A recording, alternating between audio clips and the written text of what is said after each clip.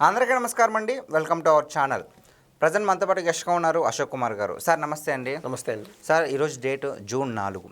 So మరి రాజకీయ చరిత్రలో ఈ జూన్ 4 తారీఖుని ఎవ్వరు కూడా మర్చిపోరు. ఎందుకు అంటే రాక్షస పాలన అంతం చేసి సుపరిపాలనకు శ్రీకారం చుట్టారు ఆంధ్రప్రదేశ్ ప్రజలు.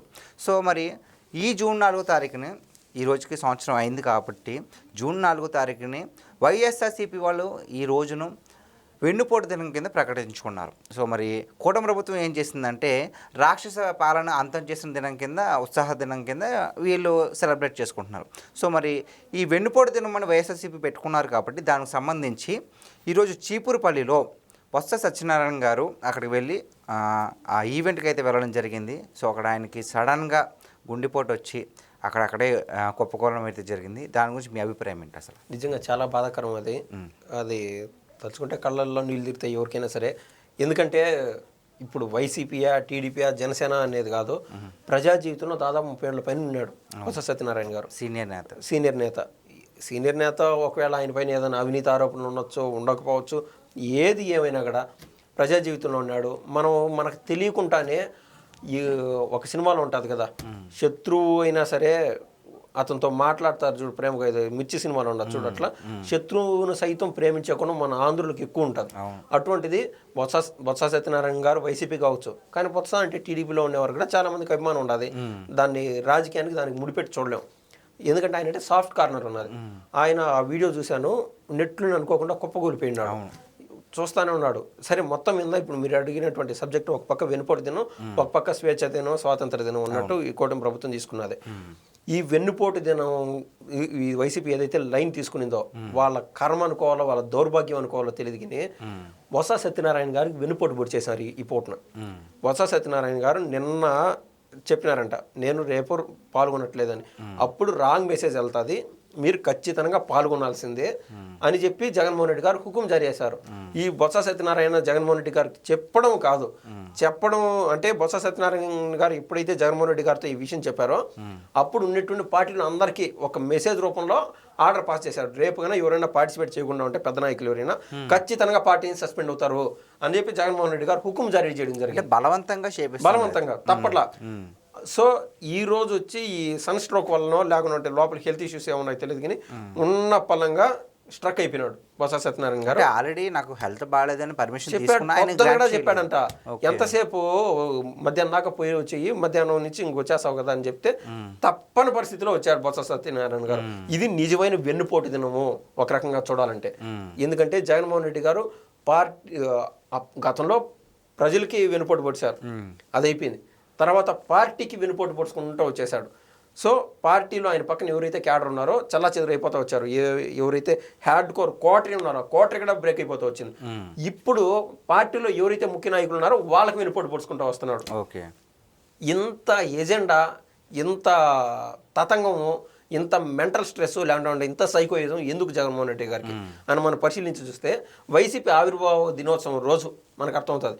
ఆవిర్భావ దినోత్సవం రోజే ఆ రోజు ఫీజు రింబర్స్మెంట్ ప్రోగ్రామ్కి సంబంధించి ఫీజు పోరు అని పెట్టాడు జగన్మోహన్ రెడ్డి గారు. కేవలం ఒకే ఒక ప్రోగ్రాం పైన వెళ్తే ఆడ జనం రారు అని చెప్పి 2 ప్రోగ్రాంలు ఇంబెడ్ చేశారు. ఇంబెడ్ చేయడం వల్ల ఏమైందంటే అప్పుడు జనం ఎక్కువ మంది మొబైలైజ్ అయ్యేదానికి ఛాన్స్ ఉంటుంది, 2 ప్రోగ్రాంలు ఉన్నాయి కదా అని చెప్పి. కానీ ఆ రోజు జనం రాలా. 2 ప్రోగ్రాంలు వైసీపీ ఆవిర్భావ దినోత్సవం, ఫీజు పోరు 2 కార్యక్రమాలు ఉన్నాయి అక్కడ, ఎక్కువ మంది రాలా. అక్కడ చూస్తే పిల్లలు కూడా రాలా ఫీజు పోరు పెట్టుకొని. ఆ పిల్లలు కాకుండా పెద్దోళ్ళు, వాళ్ళకి బిర్యానీ పొట్లాలు మందు ఇచ్చిన వాళ్ళు వచ్చినారు, కొద్దిమంది వచ్చారు. ఆ ఫ్లాప్ షోతో జగన్మోహన్ రెడ్డి గారు పాల్గొన్న రోజు ఆ ఫ్లాప్ షోతో అప్పటి నుంచి యుగో పెట్టుకున్నటువంటి జగన్మోహన్ రెడ్డి గారు నిన్న పరాకాష్ట అక్కడ తెనాలికి వెళ్ళి ఆడ ఎవరైతే సైకోలు ఉన్నారో లేదంటే గంజాయి బ్యాచ్ ఉన్నారో వాళ్ళని పరామర్శించడం అది పరాకాష్ట. సో ఆ మెంటల్ స్టేజ్ దాటినటువంటి జగన్మోహన్ రెడ్డి గారు నిజంగా లండన్ మందులు వాడుతున్నాడో ఏం వాడుతున్నాడో తెలియదు. కానీ నిన్న బొత్స సత్యనారాయణ పైకి ఏదైతే ఈ విధంగా ఆయన అంతటికి ఆయన ఆరోగ్యం కోల్పోయే విధంగా చేశాడో బొత్స సత్యనారాయణది నిజమైన వెన్నుపోటు దినోత్సవంగా నేనైతే చెప్పగలను. ప్యారలల్ గా ఆ రోజున రిజల్ట్స్ వచ్చాయి కదా జూన్ 4న, అంతకుముందు ఈ టీడీపీ వారు కానీ కూటమి ప్రభుత్వం, జనసేన, బీజేపీ ఈ నాయకులు గెలవడం జరిగింది. 94 స్ట్రైక్ రేట్తో గెలవడం జరిగింది. ఈ వ్యవహారం మనం చూస్తే అండి, గతంలో మనం ఒక పోస్ట్ ఏదైనా సార్ జగన్మోహన్ రెడ్డి గారు మాకు ఇది అందట్లేదనో లేకుండా ఉంటే అంతెందుకు అందరూ పబ్లిక్ చూసినటువంటి డాక్టర్ సుధాకర్ గారు మాకు మాస్క్లు ఎన్నిసార్లు అంటుంటే గ్లౌజులు కావాలా, మేము మా కరోనా సోకితే మేము 10 మందికి సాయపడేదానికి లేకుండా ఉంటే 10 మందికి సేవ చేసేదానికి మాకు ఆస్కారం ఉండదు, వాళ్ళకు కరోనా సోకుతుంది, ఆంధ్ర రాష్ట్రంతో ఈ విధంగా ఇబ్బంది పడుతుందని ఆయన అడిగిన దానికి, ఒక దళితుడు అడిగిన దానికి ఆయన అమ్మో అడిగినాడు కదా అని చెప్పి అంటే ప్రభుత్వానికి విరుద్ధంగా మాట్లాడినాడు అనుకున్నాడు ఆయన జగన్మోహన్ రెడ్డి గారు. ఈ రోజు ఉన్నది బాయ్ ఉంచుకునేది బాయ్ అనే రేంజ్లో అయిపోయింది. అంటే కేవలం ఒక్కటి మాకు ఇది కావాలి సార్ అని అడిగిన దానికి ఇగోకి తీసుకున్నాడు జగన్మోహన్ రెడ్డి. ఆ రోజు ఆయన చంపేశారు. ఆ రోజున ఆయన అంతటికీ ఆయన చనిపోయే విధంగా చేశారు డాక్టర్ సుధాకర్ గారిని. ఎందుకు అంటే స్వేచ్ఛ లేదు, అడిగినాగిని మాట్లాడినంత స్వేచ్ఛ. అటువంటి పోస్టులు ఏదైనా సరే సోషల్ మీడియాలోనో యూట్యూబ్లోనో ఫేస్బుక్లోనో ఇన్స్టాలోనో ఏడైనా పోస్ట్ పెడితే అర్ధరాత్రి అపరాత్రి వచ్చి ఎత్తకపోతారు అని చెప్పి కనీసం ఒక్క మాట కూడా ప్రశ్నించే వెసులుబాటు అది లేదు. కానీ ఇదే కూటమి ప్రభుత్వంలో అనేక మంది రోడ్లపైకి వచ్చారు, మాకు ఇది అందలేదనో లేకుంటే మాకు ఇది చెయ్యండనో రోడ్లపైకి వచ్చి స్వేచ్ఛగా అడగడం జరుగుతుంది. ఏది నిజమైన స్వేచ్ఛ అంత? ఎందుకంటే టాలీవుడ్లో టాప్ హీరో అయినటువంటి చిరంజీవి గారు దండాలు పెట్టి మాట్లాడాల్సి వచ్చింది జగన్మోహన్ రెడ్డి గారికి.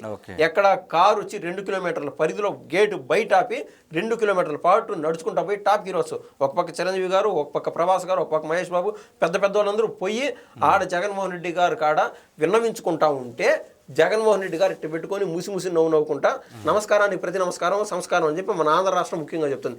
కనీసం ఒక సంస్కారం కూడా ఒక నమస్కారం కూడా వెనక పెట్టలేకపోయినాడు జగన్మోహన్ రెడ్డి గారు. ఏది స్వేచ్ఛ?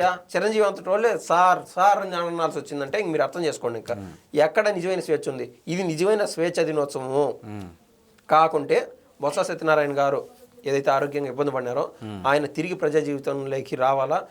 ప్రజా జీవితంలో ఎక్కడ అవసరం లే, ప్రశాంతంగా వాళ్ళ కుటుంబంతో అయినా హ్యాపీగా ఉండాలని చెప్పి నేనైతే కోరుకుంటున్నాను. ఓకే. సో అంటే వైఎస్ఆర్సీపీలో అంటే ప్రజలందరికీ నచ్చిన నాయకుల్లో చాలా తక్కువ మందిలో మన బొత్స సత్యనారాయణ గారు కూడా ఒకరు. సో మరి ఆయనకి ఇలాంటివి జరిగింది కదా, దానికి మీరు ఎలా అనిపిస్తుంది? నిజంగా చాలా బాధ అండి. నాకు ఒక తెలిసిన కంటే 10th క్లాస్ 2009, 2010 ఆ సమయంలో అప్పుడు ఈనాడు పేపర్లో, ఆంధ్రజ్యోతి పేపర్లో చదివాను 2009 ఎలక్షన్స్ అప్పుడు బొత్స సత్యనారాయణ గురించి ఎక్కడ ఏ నియోజకవర్గంలో ఎవరిది బలం అని చెప్పి ఒక్కొక్క జిల్లాకు సంబంధించి ఒక క్లాసిఫైడ్స్ రేంజ్లో ఇచ్చేవాళ్ళు.